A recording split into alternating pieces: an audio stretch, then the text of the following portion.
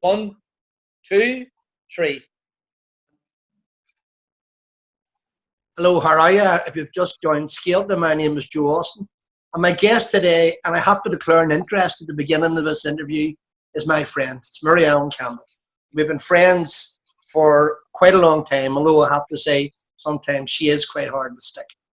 So the idea behind Scéalta is that we inform and we entertain. Scéalta is a joint product from Fáilte Firsty here and Phil and Fubble. And what we try to do is bring to you those people within the community who perhaps you wouldn't readily have access to. So Mary-Ellen Campbell, of course, is our guest today.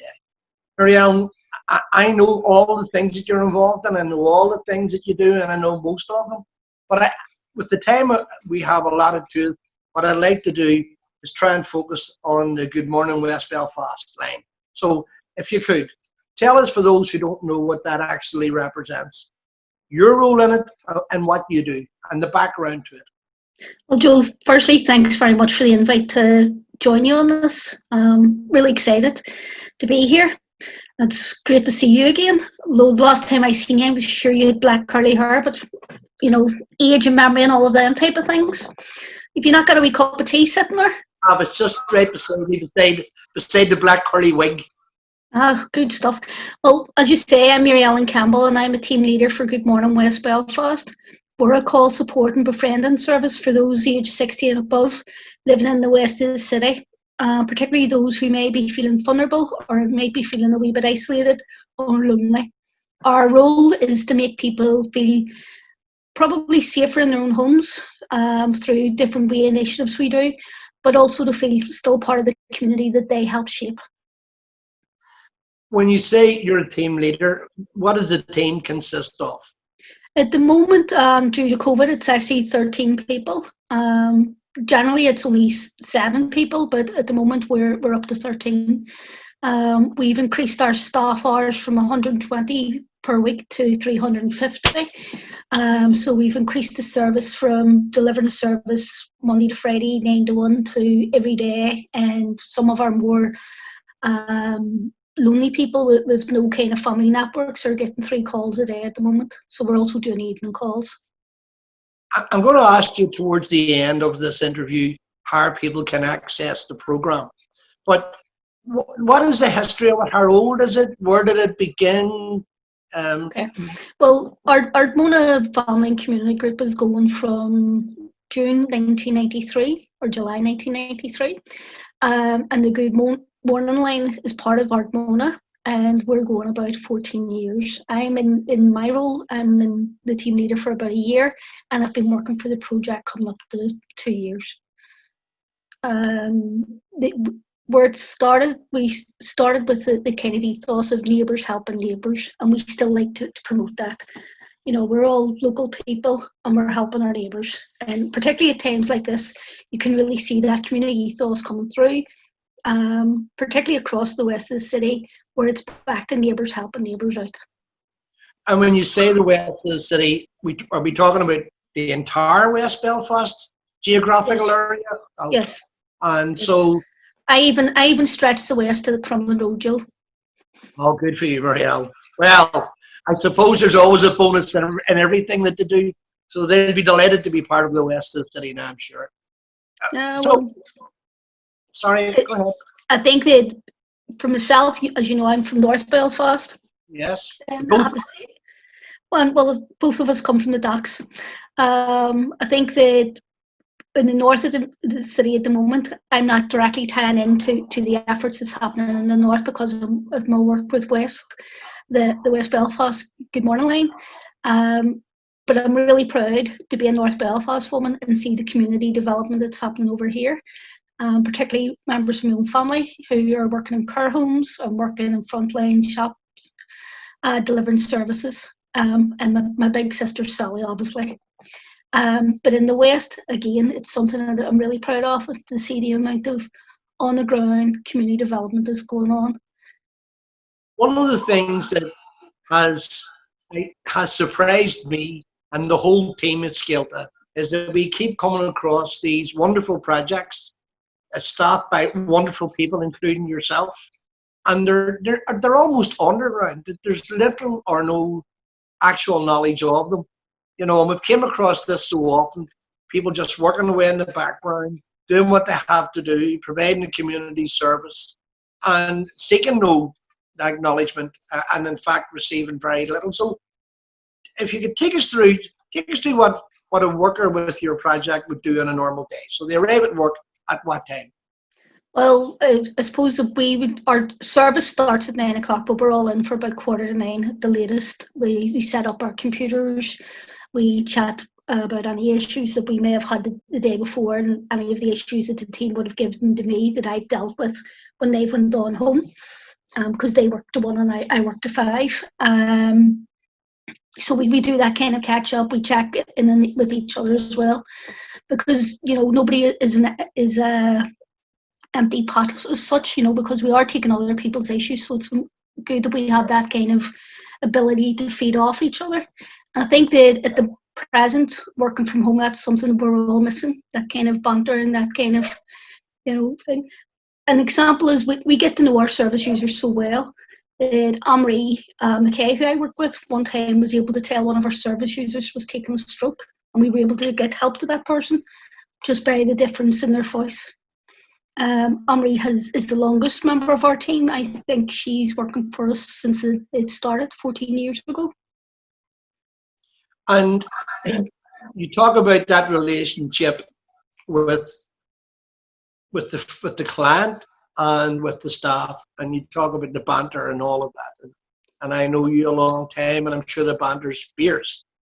But the downside of it, of course, is they quite often the phone calls that you make are the people who are socially isolated, but also physically unwell, and they must die just by the nature of illness. That must take its toll on the staff. Well, last year we lost 40 of our service users over the year.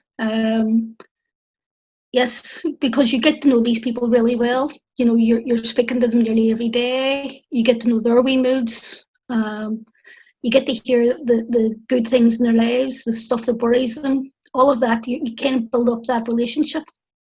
So yeah, it is hard when someone passes, but the way we look at it, we hope to have made their lives a wee bit more bearable before that time. We're very much an appreciated service by our service users and their families. And we're very often mentioned in kind of acknowledgements in the paper if someone's passed, or even at the kind of master service. They would have.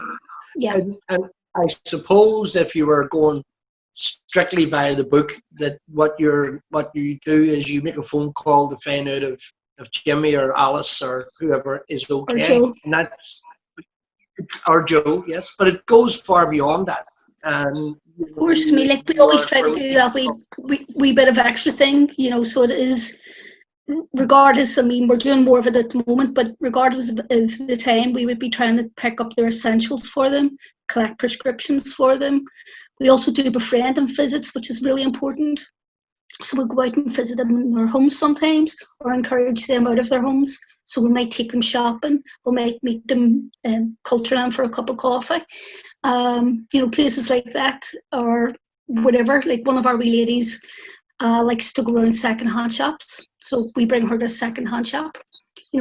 Everything is to try and bring them back out into the wider community, to make them feel part of it, and just to break down the isolation, make them feel good. We also, Joe, started, since I've been on board, we've started doing what we call internal events. So we do sofa cinemas, which will bring all the soft seats together and throw a wee video up onto the wall and give them tea and bops. Or we do a wee art sessions. Francine runs that on a Tuesday morning, which is very popular.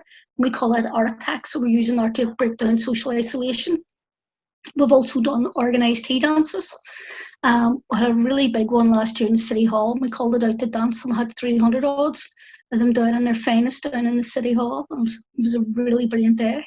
And obviously we got some funding for that, but again, people in the west of the city helped us out. I want to come back to funding in a minute, but it is fair to say then that if it wasn't the call and the contact from your group, some of those people would have no contact. They would have no Yeah, that's right. Yeah. direction. And as I said at the minute, because we're in the middle of this COVID-19 emergency, those people are getting 3 calls a day from us. So it's not just the morning call, it's an afternoon call, it's an evening call, just to make sure that they have a connection to the outside world. And in these times, I suspect in all times, but in these times where people are genuinely frightened about this sickness, this illness, that the call is really what it says. It's a lifeline. It's a lifeline to the outside world, especially if you're isolating. It is, Joe, and I think sometimes people underestimate the benefits of our service, and I think they did underestimate it. I think now they can see the benefits of our service because we are that connection to the outside world. And you can actually hear it in people's voice when it's you on the other end of the phone. It's like when I phone you, Joe, I can tell that you be raging, but they actually want to hear from me. Or like when you phone me, you can hear me going, oh, Jesus. I can hear you going, tell them I'm not in. Say if I went out, I'm walking the dog. But dogs. Leave that aside for a second. You mentioned the kind of the projects that and the different aspects of the project. Funding, where does your funding come from? Well, we're funded through BRO, the Department of Communities, and the Housing Executive Community Safety Team give us some funding, so they pay some of our costs.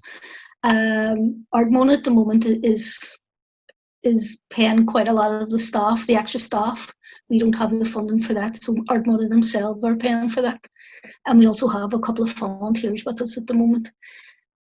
Joe, one of the other things that I wanted to talk about, because you know what I'm like, you might have this ruled out in your head, I also have it ruled out in mine. Feel free.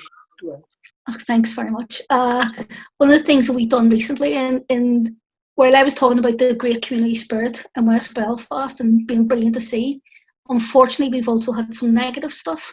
So along with Michael Donnelly, who's a local councillor, and Miriam Cardle, who works for the Falls Community Council, we've given out something like 50 community safety packs in the past 2 weeks. And that's just to make people feel safer in their homes. That's something we would do. We managed to get funding last year, so we still have some of those. What do the packs consist of, Miriam? What are There's the key safe for outside your door. There's a good chain. There's door stoppers and window locks. I want to come back when we're nearly at the end of the interview, which will go in, unfortunately, only too quickly. But I want you to tell us how you access it and all of that. But I want to go back to funding. Such an essential service, such a common sense service, as you make the point. Is funding a battle for you? Is it something that you have to fight for? Is it? Well, any of the kind of extra stuff we do, we have to try and source extra funding. So our job is befriending and call line, but anything else we do, we try to access extra service, which includes sometimes fundraising ourselves. At the moment, I'm actually going to be running a family history course and charging people £25 for an online family history course, and that money will go into the Good Morning line to try and pay for some of the extra things we're doing at the moment. We also ran, as a member of the Felons Committee, we ran a function there last year and raised a lot of money, which was then able to pay for our tea dance. But some funders do see us. I mean, like I've got money there for a tea dance, so that when this is all over, I can get my service users out, our service users out, to enjoy themselves. And it makes such obvious sense that, for instance, you mentioned that one of your funders was the housing executive, and fair play to them and well done. But it makes so much obvious sense that this project is funded with a minimum of hardship, because to try and raise funds, obviously there only are 24 hours in everyone's day. So to go out raising funds means that you're distracted even momentarily from the concept of the project. So yeah. Are there funders out there I know you have mentioned the housing executive, but are there funders out there that still need to be convinced of the ability of the project and indeed of the worthiness of the project? I don't know if they need to be convinced, Joe. I think that sometimes there's limited resources, and I have to recognise that. But yes, if there's any funders out there who would like to throw us some money, drop me a wee email. I'd be more than willing to take your money off you. And of course, when you come back on again, we'll acknowledge their funding. Indeed, so indeed. If they're good to you, we'll be good to them. Joe, I always acknowledge anybody's donation through our social media. So one of the things too that I wanted to speak to you about social media, one of the things that we're doing at the moment is because we can't go out and physically befriend, is we're actually doing virtual befriending. So while this is Zoom, we're using Jitsi, and a couple of us will come together like this and speak to our service users. So that happens twice a week at the moment. You mentioned earlier on that you really are the link with the outside world. And for some older people who are not in the best of health, it must provide such a comfort to their family to know that they're getting a call, that there's someone there who is taking an interest in them. So just if you, in a practical sense, one of you is make a phone call to a person, you detect that they're not feeling very well, or they say they're not feeling very well. So how do you follow that up? Is it a call to the family? Is it a call to the doctor? Joe, it can be both. Well, we are very strict on GDPR, but we have all our service users' permissions to contact people that we feel will make them more comfortable. So we have their permission to contact their doctor, prescript or chemist, and their family. We on occasion have had to contact the PSNI if we haven't been able to get a service user, because our thing is if we phone them 3 times on the one day and we can't get them, then we phone their contacts to say, I can't get wee Joe the day, I know he usually goes down to Sainsbury's today, gets his cream buns in, but sounds right familiar, Maria. Doesn't it, Joe? But he's usually back at this time, so I'm just wondering, is everything okay? And they'll say, yes, he's doing blah, blah, blah. Or, no, I'll try him myself and I'll phone you back. And then, depending on that, and if we can't get the contact, then our policy is to go straight to the PSNI and phone them and say, look, we're going down to visit Joe. We haven't been able to get him on the phone today. Can you come down? And I'm sure there have been occasions when this has been a lifesaver. Yeah. Well, I'll give you an example with Amory and the wee gentleman that was taking a stroke. If we hadn't recognised that, if Amory hadn't have known our service user as well and recognised that the symptoms on the phone, God knows what would have happened. It's even like Joe, I mean, if you think about there's 350 preventable deaths a year in West Belfast. Particularly during the winter months, particularly among the older people. So for us, it's that type of thing of saying to somebody, did you get a wee cup of tea today? Did you remember to take your medication? I'm just checking your notes here. See, you have a hospital appointment tomorrow. How are you getting down to that hospital appointment? Have you somebody to bring you down?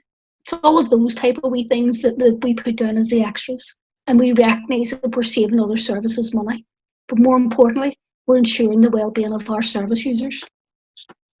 I'm just thinking, Muriel, of the effect, that concern would have on the ill or the old or the lonely, that somebody knows that they've got to go to the doctor, that somebody is saying, how was your appointment? And are you all right? It must be almost like a surrogate family. Yeah, well, you do. You get really close. I mean, some of them will say, you're almost like my daughter.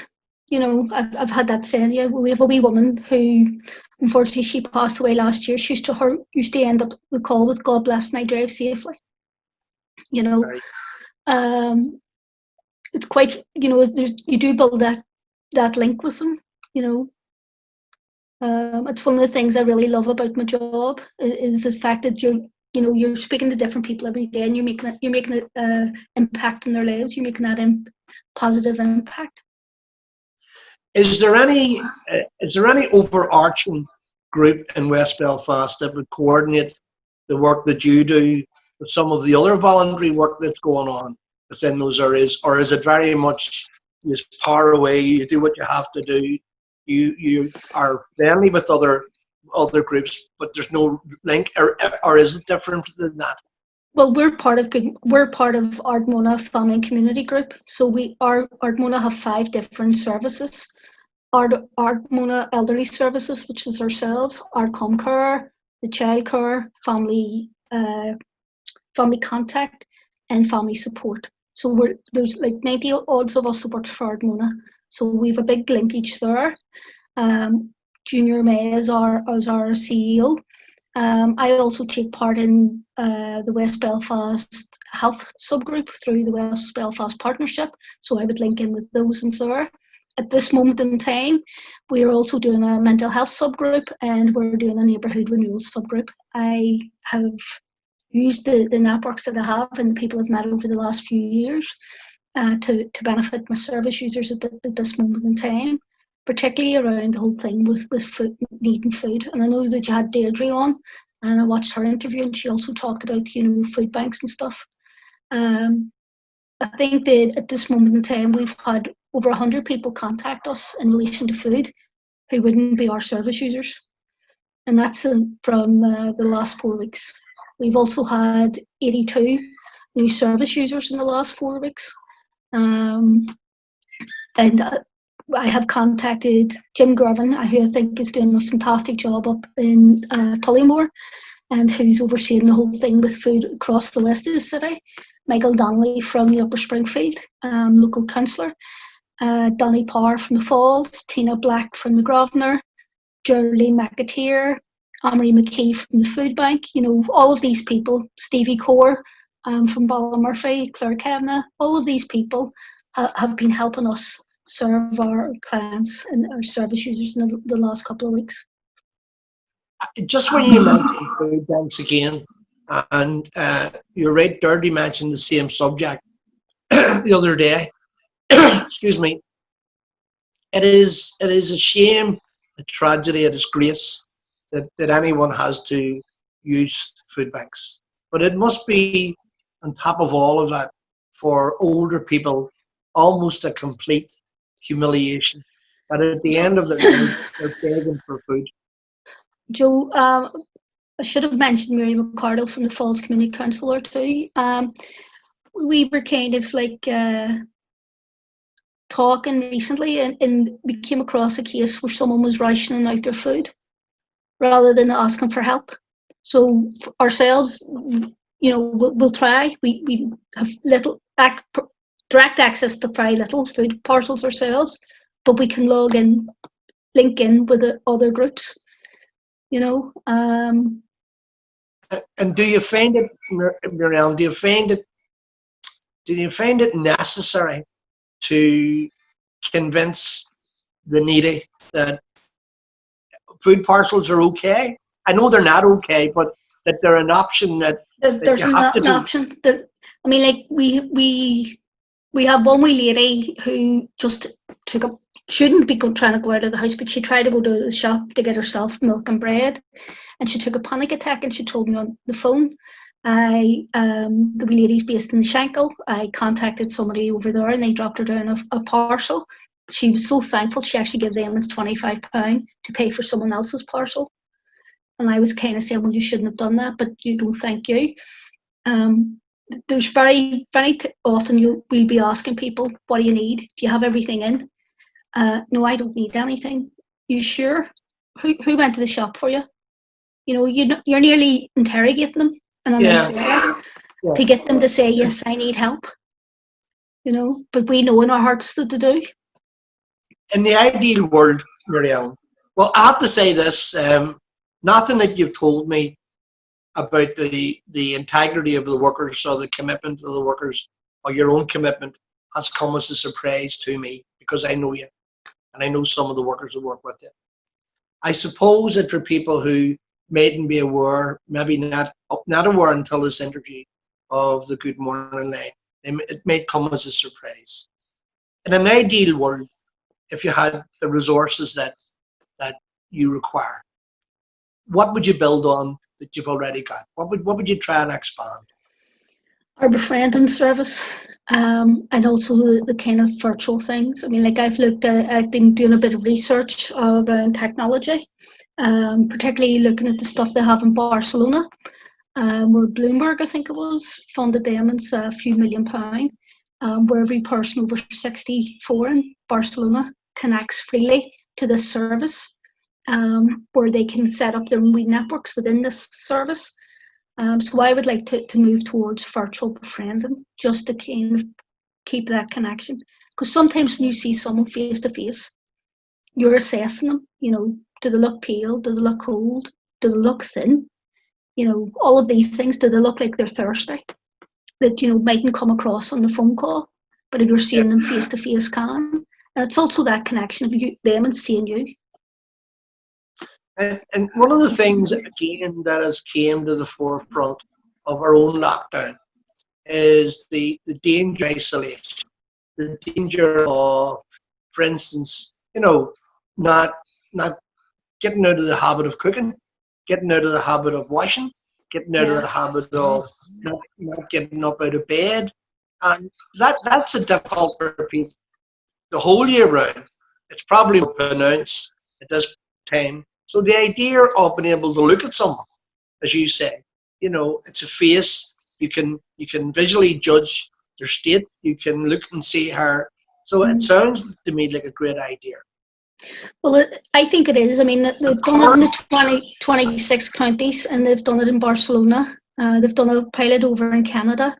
No one has actually really done it here in the north. So we want to be the first. One of the things that I have the privilege of through these interviews is seeing the bravery and the courage and the commitment and the love that the community actives have for their community, because you have to love them to be driven by this. You have to love people to provide these services and other services. Your staff must be remarkable people.